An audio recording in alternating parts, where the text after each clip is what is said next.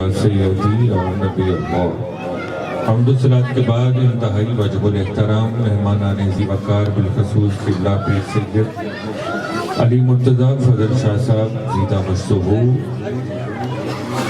پیر طریقت رہبر شریعت صاحب کرم و برکت صاحب حشو و حضور تقوی و پرہیزگاری میں بے مثال میری مراد حضور قبلہ پیر سید علی رضا فضل شاہ صاحب دامت برکاتہ العالیہ۔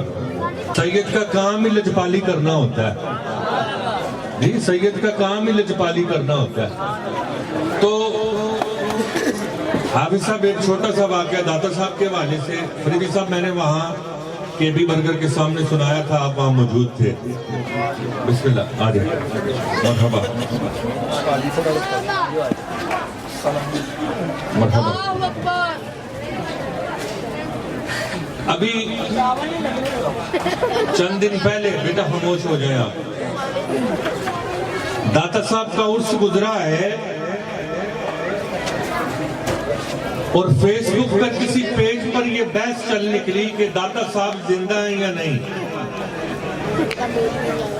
ہم نے کہا اگر حوالہ دے اہل سنت سے تو نہ ماننا، ہم حوالہ تم سے دیتے ہیں۔ کہتے کیا مطلب؟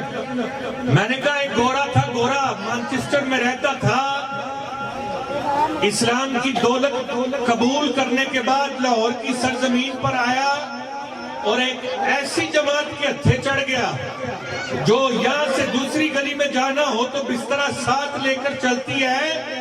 داتا صاحب بیت الجن دمشق شام سے نکلے ہیں، لاہور آئے ہیں، بسترا ساتھ لے کر نہیں آئے ہیں، تقوی ساتھ لے کر آئے ہیں۔ اور بیت الجن دمشق شام سے پہلا قدم صدیقی صاحب نکلتا ہوا نظر آتا ہے، راہ میں دوسرا قدم داتا گنج بخش لجپال کا کسی جگہ پر نظر نہیں آتا ہے، پہلا قدم بیت الجن دمشق سے نکلتا ہوا نظر آتا ہے، دوسرا قدم راوی کے کنارے پر نظر آتا ہے۔ اب جب اختر بھائی اسلام قبول کیا اس گورے نے، تو گورے کو انہوں نے ادھر شاہ صاحب کو پیش کر دے، ہم نذرانہ لیں گے۔ ویسے نذرانے سے محبت نہیں کرتے، پنٹن کے گھرانے سے محبت کرتے ہیں، اور ہمارے تو بچے بھی سرکار کے صدقے میں جو لنگر ملتا ہے اس پر پلتے ہیں، اور ہمیں فخر ہے اس بات پر۔ اب وہ گورے نے جب قرآن نکالا، اس نے کہا ساری آپ نے مجھے انگریزی ٹرانسلیشن والا قرآن دیا ہے، ذرا دیکھیے اس کے اوپر یہ لکھا ہے کہ آصف بن برہیہ نے پلک جھپکتے ہی ملکہ بلقیس کے تخت کو حاضر کر دیا، مجھے اس کا